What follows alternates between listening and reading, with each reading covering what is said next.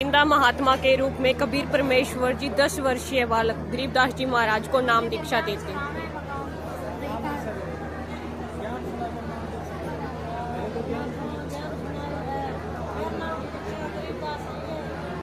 राज के लोक में पहुंचे जिंदा महात्मा के रूप में कबीर परमेश्वर जी और बालक 10 वर्षीय बालक गरीबदास जी महाराज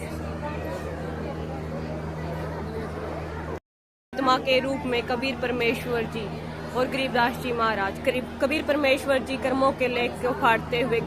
धर्मराज के लोग।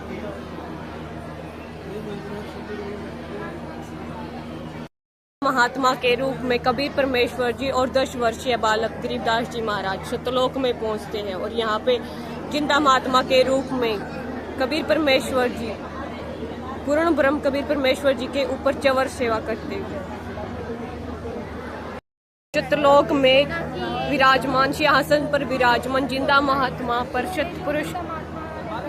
रूप में परमेश्वर कबीर साहेब जी चवर सेवा करते हुए यहाँ पे कबीर परमात्मा जिंदा महात्मा के रूप में सिंहासन पर बैठे हैं और इन्हीं का स्वरूप इनके ऊपर चवर कर रहा है। कबीर परमेश्वर जी का जिंदा महात्मा के रूप में सत्यपुरुष कबीर साहेब जी का स्वरूप समा जाता है और केवल जिंदा महात्मा के रूप में सिंहासन पर विराजमान रहते हैं और चवर हवा में अपने आप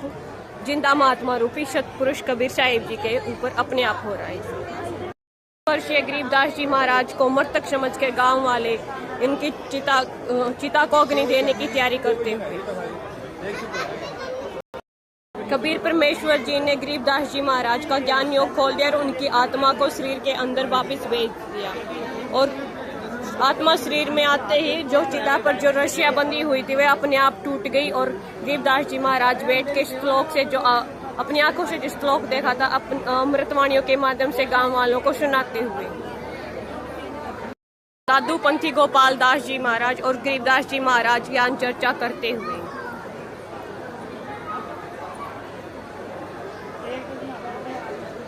कबीर परमेश्वर जी और सतलोक की महिमा सुनकर संत गोपाल दास जी महाराज गरीबदास जी महाराज से अमृतवाणियों को लिखवाने की प्रार्थना करते हुए जी महाराज अपनी बेरी के बागों में बेरी के पेड़ के नीचे आदरणीय गरीबदास जी महाराज परमेश्वर कबीर साहेब जी की द्वारा दिए गए अमृतवाणियों को लिखवाते हुए और गोपाल दास जी लिखते हुए गरीबदास जी महाराज द्वारा लिखवाई गई 24,000 वाणियां जो कि 6 महीने में जाके लिखी गई थी, जो कि आज हमारे पास श्री अमर ग्रंथ साहिब के रूप में विद्यमान है जी।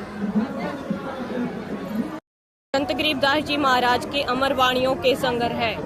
श्री अमर ग्रंथ साहिब का पाठ प्रकाश करते हुए गुरु जी संत रामपाल जी भगवान।